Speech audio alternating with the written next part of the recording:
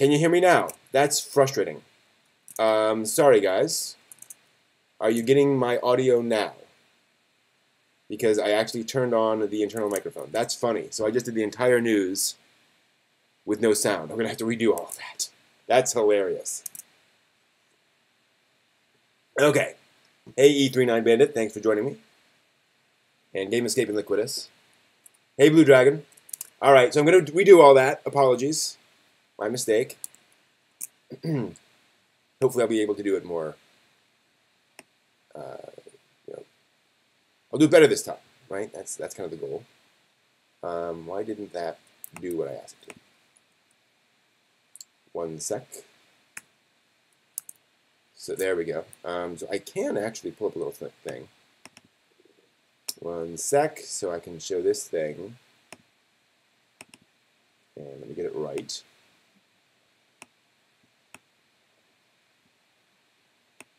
Okay.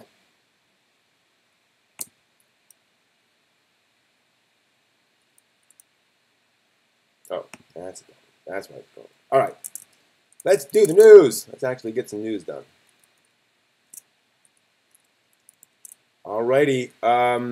So there we go.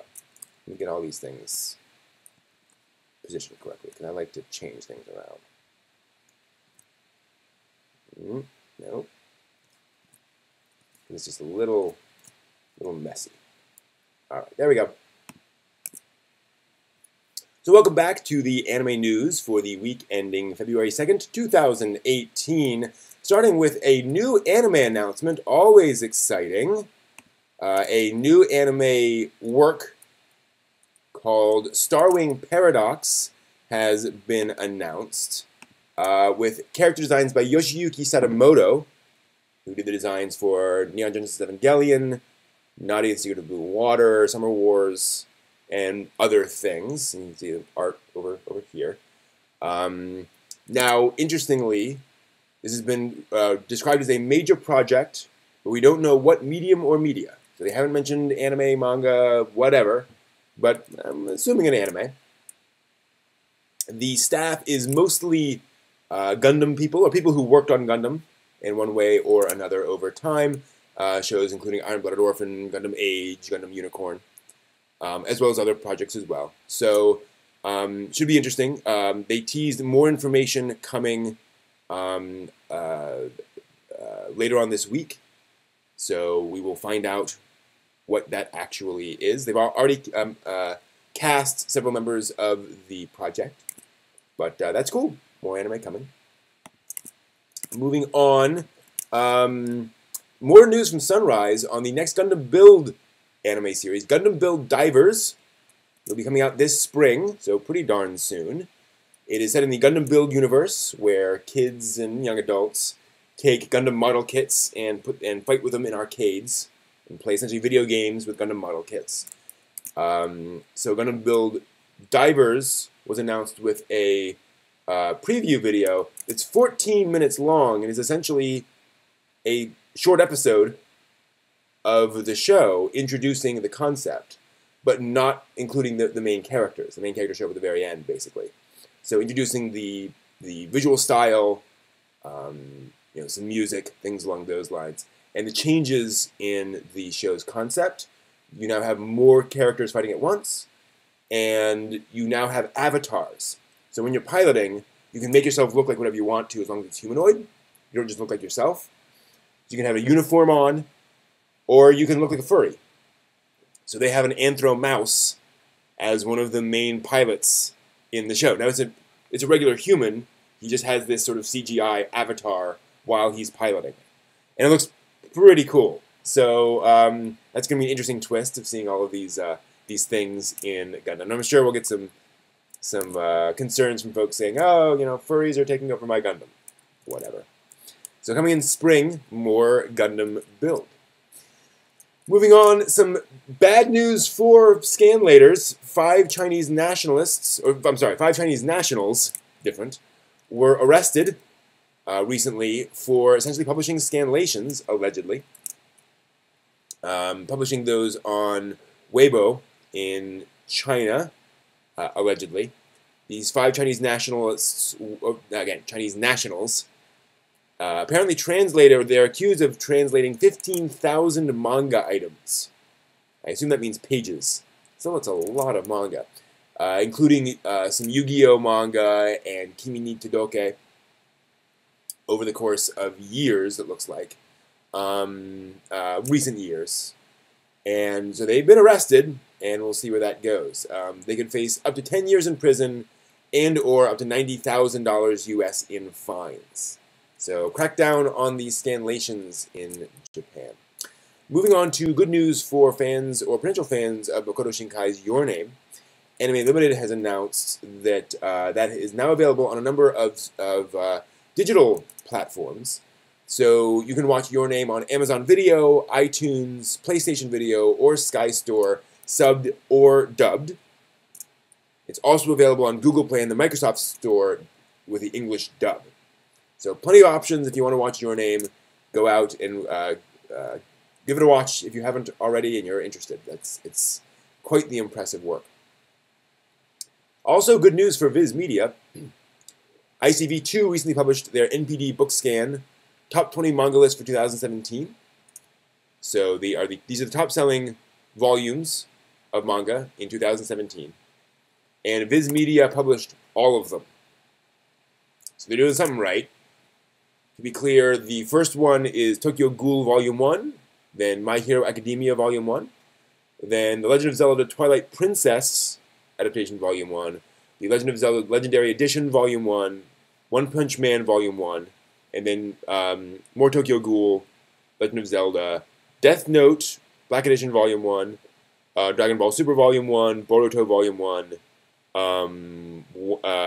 and then the rest are all other volumes of My Hero Academia and One Punch Man and others on that list. So, yeah, good job, Viz. You're doing the right thing. Finishing up with a feel-good story, because why not? There was some worry a little while ago about Sazai-san. Sazai-san is the longest-running anime series, and indeed, longest-running animated TV series in history. Started in 1969, and they're still making episodes today. But their main sponsor, Toshiba, announced they were pulling out of their sponsorship of the show after many years. And this is a bit worrying. Bids went out to about 10 companies. And Nissan has announced they will be stepping in as the major sponsor of Sazai-san, so the show will continue. Amazon Japan, Nishimatsu Chain, and Daiwa House have all announced that they will also chip in as sort of minor sponsors, with Nissan as the primary sponsor of the show. So Sazai-san will continue going on, and it's a good feeling. So that's all the news fit to print this week. Thank you for joining me, and I will hope to see you next week.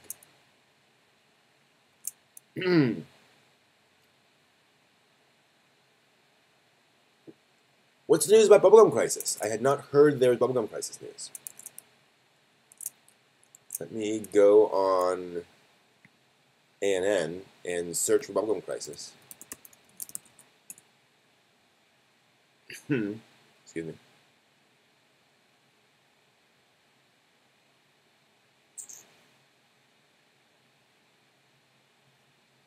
Go to the news. Yeah, I'm not seeing anything new about Bubblegum Crisis.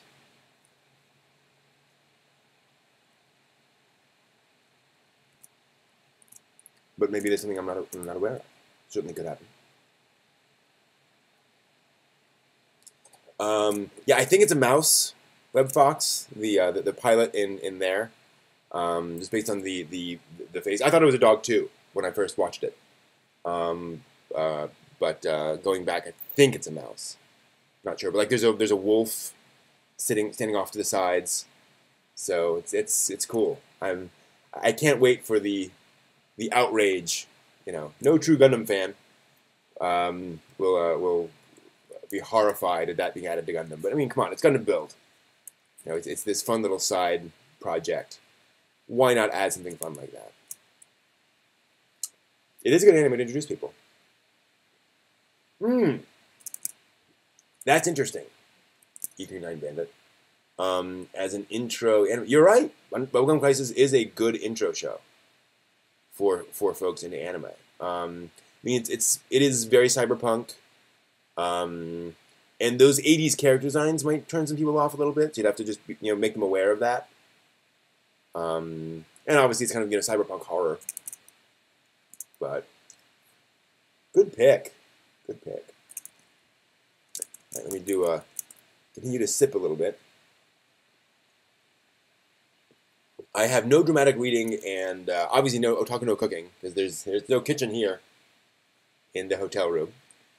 But I do want to do a discussion, so we'll start that in a little bit here.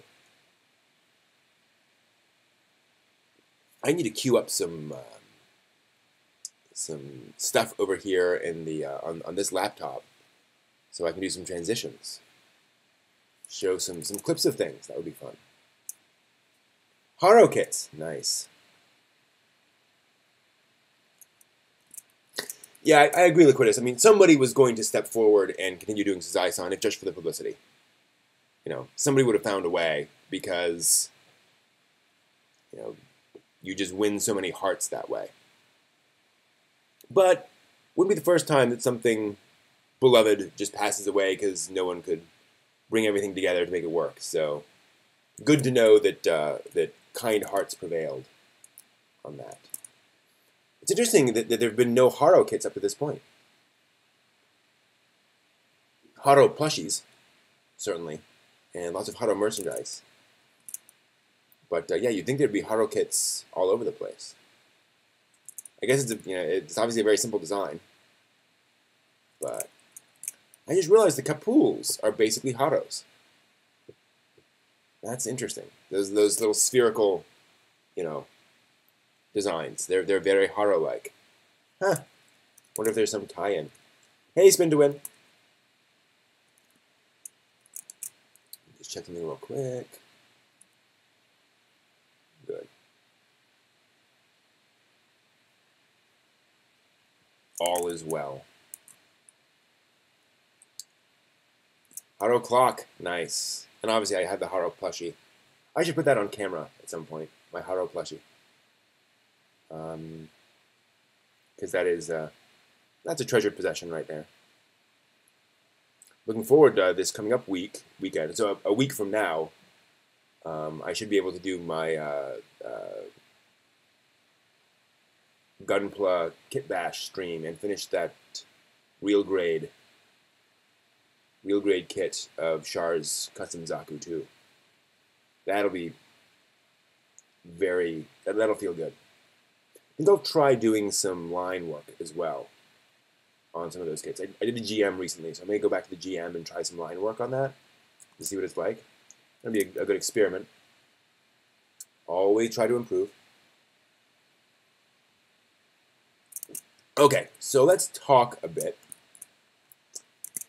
As I mentioned before, I want to talk this week about internationalization in anime.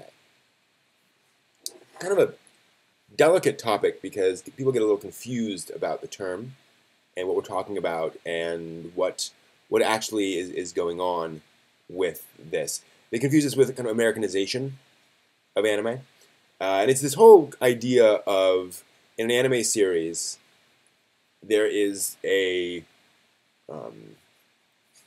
there's a process, if you will, or there's a thinking wherein the material in the show is made to translate as cleanly as possible to other countries.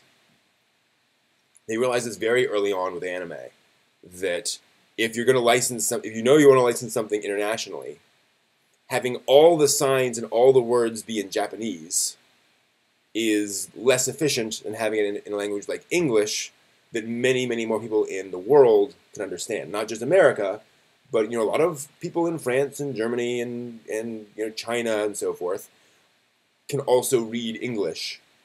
So it makes sense to put it in a language that is easier to read for more people.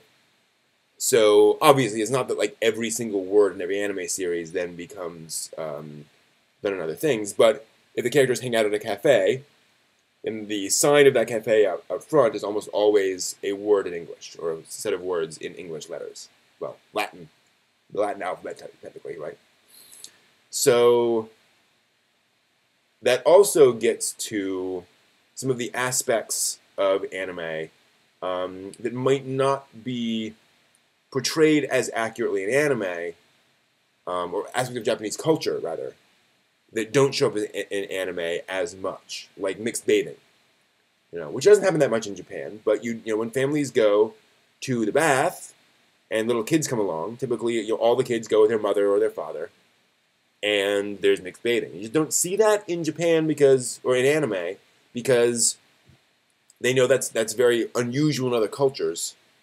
So they try not to push that too much. While on the other hand, anime certainly is not trying to be all cultures, all things to all cultures. There's plenty of Japanese uniqueness in anime. So the question becomes, what effects does this have on anime? When an industry is trying to appeal to the international audience and is then changing the show itself, is that something we should be worried about? Is that a concern? And let's be honest, it's going to happen, right?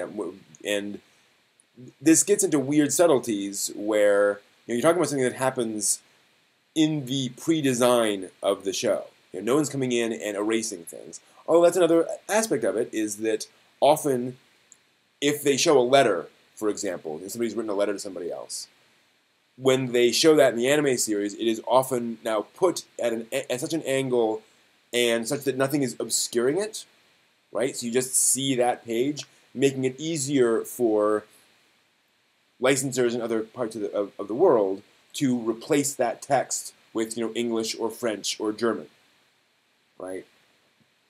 Because that's what the original Japanese people, they're seeing a letter in their language, so it makes sense. You want to read those words. You want to read those words in your language over there. So that is a case where they are technically tweaking the show ahead of time to ensure it's easier to internationalize. But maybe the show would be better if they weren't trying to preserve that. I don't know. Is that something that seems worrying? Is that something that seems like something we should be concerned about? That a culture is changing itself for other people's sake. On the one hand, it's good for us because we get the benefits. But is that sacrificing something in the quality of the show? Yeah, you can't please everybody, and it is very true, E39. And that's also part of the important point is, they're not changing every aspect of the show or keeping every aspect of the show such that it is trivial to internationalize anything, such that you can replace anything with any word. So they're not trying to please everybody, which is good, but they are trying to please a lot of people. So is it better? Here's an interesting question. Would it be better for anime to be completely Japanese to the point where it's hard to translate, to the point where things don't come across, to kind of preserve that Japaneseness at the expense of people in other countries just not understanding it, right? Where the jokes just don't land, the references don't make sense. It's like, well, but that's the original thing. Like, how far do you go translating something? Classic example of this complexity is that you'll have an anime series where they'll make a joke about how somebody can sing, worse than, and they'll name a current pop idol in Japan that nobody's heard of outside of Japan. And when it comes over here in America, it makes a lot more sense to mention an American pop idol that we all know who that is, right? That's a case where you're trying to make that joke land. Now, in this case, you're kind of avoiding that reference in the first place. You're making sure that your jokes don't reference those things, so that it'll make sense to an international audience. Is that a good idea? I don't know. I think it's a little scary when you're trying to please, when you're trying to genericize something, when you're trying to make something so that anybody can understand it, then that tends to, something, when you distill something, you often pull the flavor out. That's the danger. And to be clear, we're not seeing evidence that anime is being distilled to that level. But is this a slippery slope? Are we going in that direction? Or can we go in that direction? Or more accurately, is it likely this will lead in that direction of anime becoming bland? You're right, spin to win. It does not have to be extreme, and it isn't.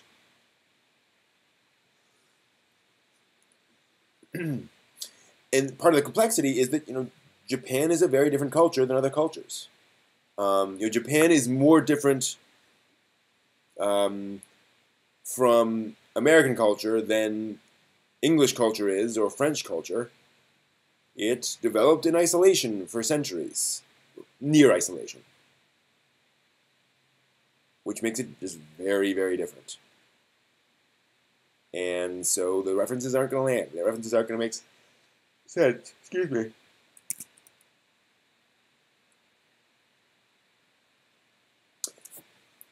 As Game Escape says, I don't mind if they change the signs, but I would hate for anime to give up its cultural specificity in its themes or overall aesthetics. That's a great way of putting it, where there's a difference between the words on a sign and the pressures of high school in Japan, and what folks have to go through in Japanese high school, which isn't true in other cultures, right? You should totally pull from your own culture to tell your own stories.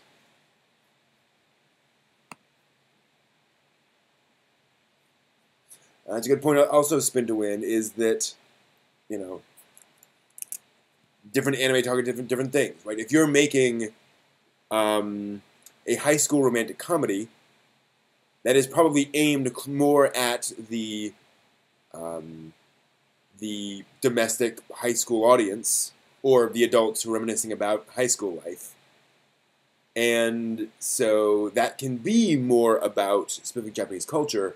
Yu-Gi-Oh! Does not have to do that. Yu-Gi-Oh! Is designed to be a thing for many cultures. It doesn't have to be uniquely Japanese. Game Escape says, the appeal of anime to me is its foreignness to my everyday experience and culture. Right, and I totally agree. The difficulty becomes whether that is in itself a trait that will survive the evolution of the industry. Is that uniqueness ultimately detrimental? Where we will never get a significant amount of, what if the industry has a downturn and has these issues with, how much, that's weird, with keeping money going, and they have to appeal to an international audience to get enough money to keep the anime industry, to keep a significant fraction of the anime industry going. It's not going to completely die, but where, in order to keep 30% of studios running, we have to internationalize in general, keep everything going. Or, we have to blend it up for everyone else outside of Japan. Is that a trade-off? Is that a trade-off that's worth making? That anime suddenly is less Japanese, but it survives? Or should we fall on our sword for the uniqueness of anime.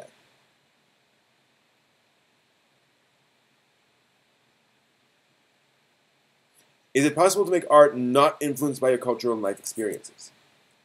Good point.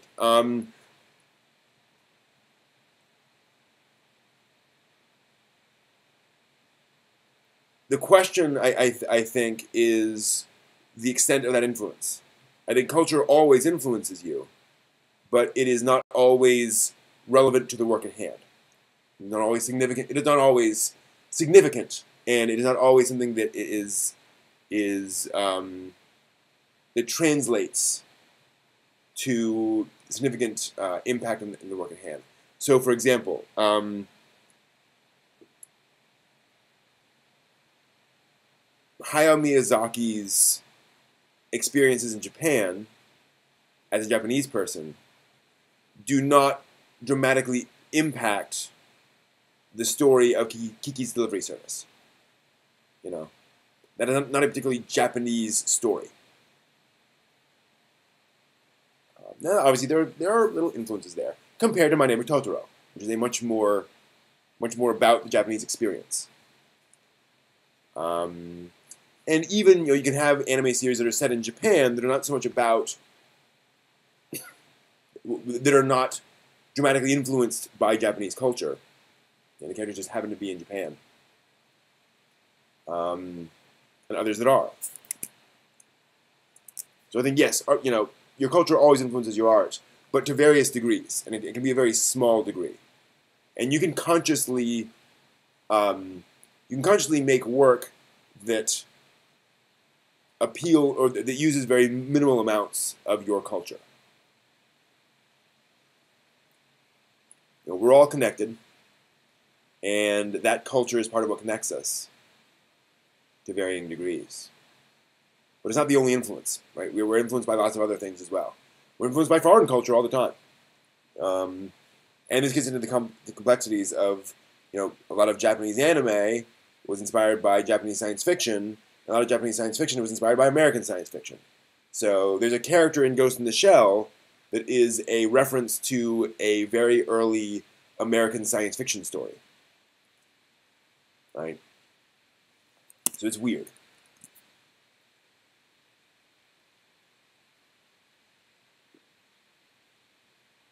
And I think it's an anime-only character, actually, now that I think about it. So yeah, it's, the idea of a single unified Japanese culture and a single unified Western culture is simplification. It's naive in the sense that I'm not trying to be negative in that term. Just it's not that simple. But we can also acknowledge that Japanese culture is a thing that is not the same as French culture or Chinese culture. So it's complicated, obviously, because what happens when an industry tries to appeal to everybody? Hollywood's a great example where Hollywood increasingly makes works that are not particularly American, that aren't particularly about the American experience. There's not a lot of Hollywood that's about small town Southern life. About people growing up in Texas or growing up in Manhattan. They've gotten away from that into much more generic storytelling. And they make money, and that's fine. But a lot of us move towards anime because Western Hollywood storytelling is so generic.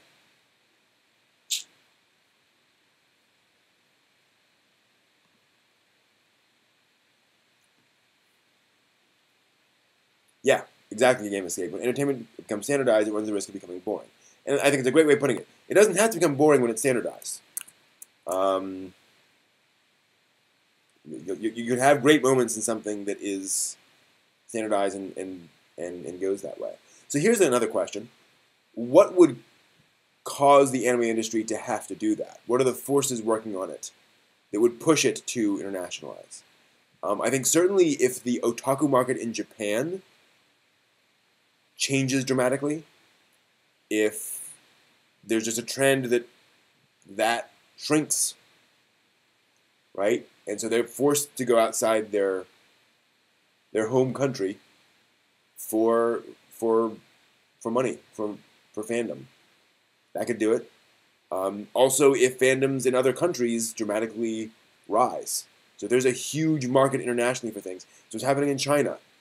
A lot of the Japanese companies are now specifically looking to how to break into and otherwise expand their Chinese presence, because the Chinese government is increasingly lax about allowing those sorts of works in. So you can make a lot of money that way, and you can grow your business and make profits and hire more people and all that good stuff if that happens. So that could do it. Changes in the Japanese economy could certainly do it. Also, as Japan, I think, becomes more, how to put this, like right now, it's just so much easier for the Japanese food chain, if you will, to remain Japanese.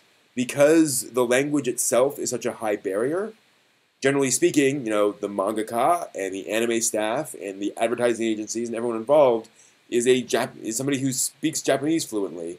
Inserting somebody, who doesn't know Japanese really gums up the works. So I think as it becomes easier for somebody outside of Japan to become involved in that process, it'll become a lot easier for those other markets to have an impact. For there to be more essentially cross-promotional stuff. To do an anime series with other countries. We talked about how there are all these French co-productions with Japanese studios. Mysterious Cities of Gold back in the day, all the way up to modern times.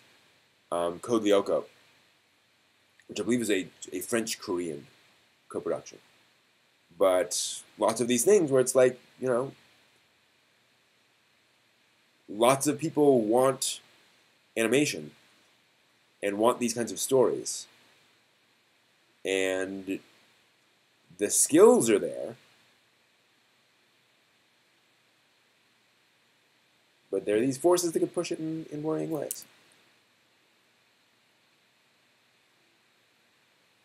So Spin to Win says, I don't know if it's particularly the language, but more due to how Japanese businesses typically hire and promote. That's a factor, right? But I think that's also, the way they hire and promote is also tied into the language, right? Like, it's hard to get hired at a Japanese company if you can't speak Japanese fluently. Name an American mangaka. Name a non-Japanese mangaka.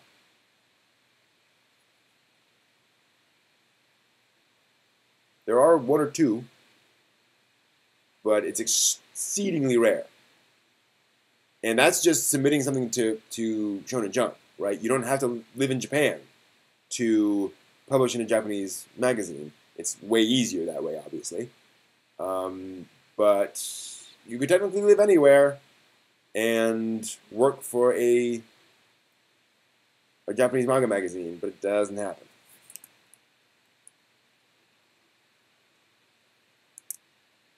So, I don't know. And I'm glad we're taking this tack with the conversation that, obviously, this is not something to freak out about, not something to worry about. There's no indications that it's moving in that direction. But it is an interesting thing to think about, that we're not guaranteed a highly Japan-focused anime industry forever. It could change. It could become more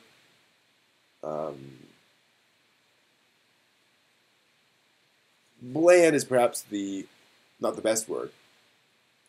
It become kind of dumbed down for the international audience if things change dramatically, if there's not enough support. Yeah, it's one of the more difficult arguments because, who knows? We're talking about a thing that is intangible. We're talking about a thing that is a thought. It's an idea. It's an approach to storytelling. And what you do and don't include at the very beginning of the process. It's thought crimes, in a way, where who's to say where the line is, because it's all in people's heads, what they do and don't do with this. And also, granted, it's their choice. We can sit around here and say, you should keep things more like Japan, but we're not the ones with, trying to pay our bills. They'll pay their bills, rather. We're not trying to, we don't know what their pressures are. We don't know what the economics are in Japan. And who could say that a more internationalized anime wouldn't be a better thing? Maybe that introduces its own set of positive aspects, and a lot of folks get involved, and maybe that would bring in a lot of interesting new voices into the anime industry. Maybe suddenly you'd get some amazing German artist who starts collaborating with the anime industry, because suddenly now anime can make huge inroads in Germany, or somebody from Latvia, or somewhere or a country in Africa, or whatever. Some cool Brazilian writer starts working on an anime series. Could be amazing. The whole magical realism thing, the whole genre is very popular in Central America. And it'd be great to see those voices getting involved making animation. Who's to say?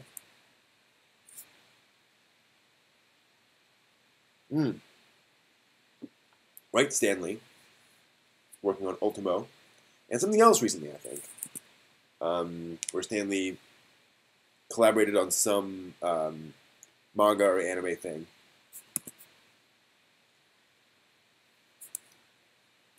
That's a good point, Spin to Win. I think even with internationalization, there's still be interesting stuff being made.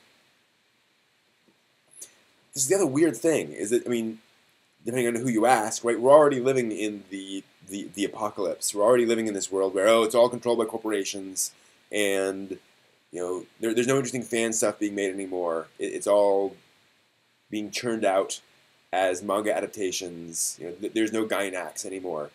In the sense the Gainax was early on as this sort of fan collective that was producing really intellectually challenging works. Right? Those days are gone, and have been gone for a long time. You could also argue that Gainax was itself an exception to the rule. But we all love it. We all find interesting stuff out there. So yes, it's changed. Yes, it's different. But that different might be awesome too. Thank you all for those thoughts. I think that'll wrap it up. That'll wrap that discussion up for now. Like you say, it's hard to come up with firm arguments one way or the other, because it is all in one's mind. Right? You're right. Some people correlate their favorite shows with some sort of cultural force. There's lots of weird thinking around anime. This whole idea that this one thing is going to cause the death of the industry, right? Or this is just the absolute wrong thing for this studio to do. How dare they make this one thing? Terrible choice. It's well, I don't know. How many units did it sell? Right? What were they able to do as a result of making that show? How expensive was it? Was it a fun thing that they just kind of did? Maybe.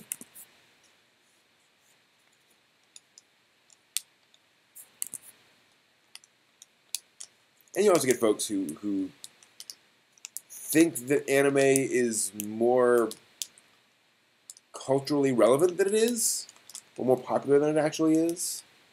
Where it's oh my gosh, there's this one moment in this one show, and it was amazing, and that just changed anime forever. It's like, no, probably not. I can't believe they did this. Does this mean does this one moment in the show now mean we'll get a whole bunch more of this stuff in anime in the future? Probably not. It's not quite like that.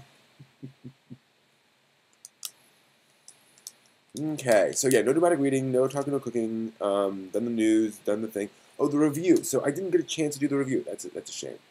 So let me just go ahead and really quickly talk about this. I actually recorded a segment reviewing Good Morning, but I haven't got a chance to edit it together because I did some breaks and pauses and so forth while recording it. So it'd be kind of boring to watch now with these weird pauses between my explanations. But so Good Morning is a 60-second short film by Satoshi Kon, the director of Perfect Blue and Paranoia Agent, Millennium Actress, and lots of other interesting movies, Tokyo Godfathers. It was the last thing he ever made. He passed away shortly after the production of this, while working on a movie, but that has never been completed. And it's interesting because Satoshi Kon's works are generally a little hard to follow. He likes to layer things into his movies. They're not hugely complex, but they reward rewatching. And this certainly is one that rewards rewatching, but you kind of get it pretty quickly. It focuses on a young woman who's waking up in her apartment, but you see, she's sleeping, the alarm goes off, she wakes up and gets up, but you still see her laying there on the bed. So she gets up and gets a drink, and then goes in and gargles and brushes her teeth. And then the version of her on the bed gets up and goes and gets a drink and gargles and brushes her teeth and then showers. And as she's showering, you notice that the two versions of herself are syncing up until finally she gets out of the shower and she puts a towel on her face, and they both sync up, and she looks in the mirror and she says, "Hello," and that's the end. So it's clearly about this idea that when you wake up, you're not really woken up yet, and you're really not yourself yet, right? But eventually, once you take a shower and all that, you're kind of normal. Your mind is synchronized, if you will. But what's amazing about it is what he adds into this. For example, her apartment is a wreck, and there's bottles of alcohol around, but you also see there's a birthday cake there, or a box for a birthday cake, more accurately. And so you realize she probably just had a birthday party the night before, and it's one of the reasons why she's synchronizing a little bit in the morning, is that it's not just the morning, it's also she had a bit of a bender the night before. That's a hint. You also see she's got posters all up on the wall. The posters all appear to be for different local bands and gigs for local bands in Japan. So you get this sense that she has this hobby, but also importantly, the posters are just kind of plastered up, in kind of more or less random positions, which tells you she's a little sloppy. Which also further tells you that if she had a birthday party the night before, she probably wasn't hugely careful about how much she drank, right? And you see, besides all the bottles around, her apartment is also a little messy in general. So there's all this being expressed in just 60 seconds. You get to know about this character just in her environment. I love stuff like that. But then, what's the real punch in the gut moment is that simple final line. It's the only line in the short, and it's literally Satoshi Kon's last line he's telling us hello. He died in his 40s. He passed away so soon. Way sooner than he should have. By the way, I believe it was lung cancer. He smoked.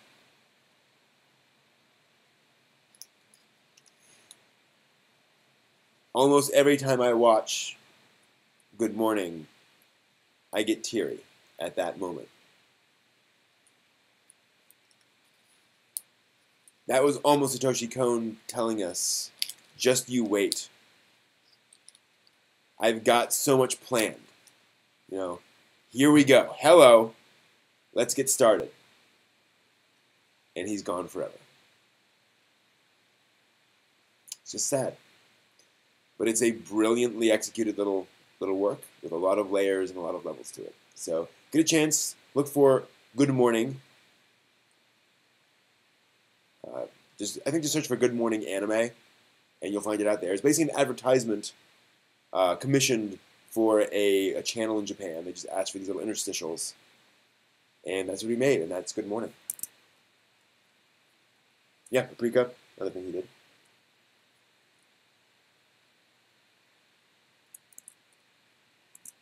That's an interesting game escape about sumo. That makes sense. I mean, and sumo, I know very little about sumo, but what I do know is that its popularity in Japan has waned fairly steadily for the past 2 decades, maybe, at least, where just fewer and fewer people watch sumo, and it is recognized as kind of the national sport, but it's just not a thing that people watch. And it's like, if you want that to survive, you're gonna have to find a different audience, like an international audience, and that might make it less Japanese, even though that's kind of the point of it. But then, you know, it's adapt or die, pretty clearly, in that case.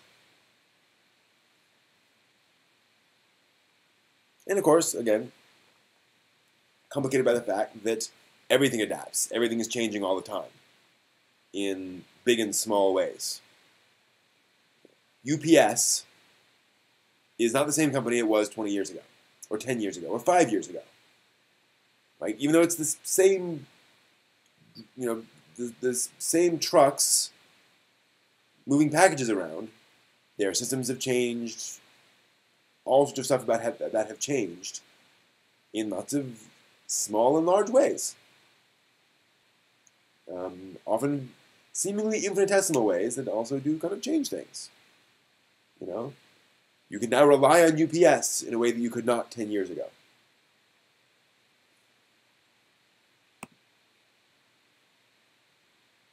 All right.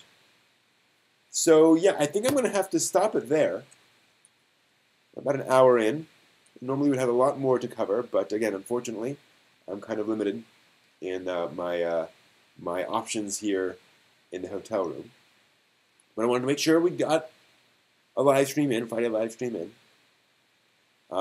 Fortunately, I don't have any more conventions for at least, I think, 2 months or so.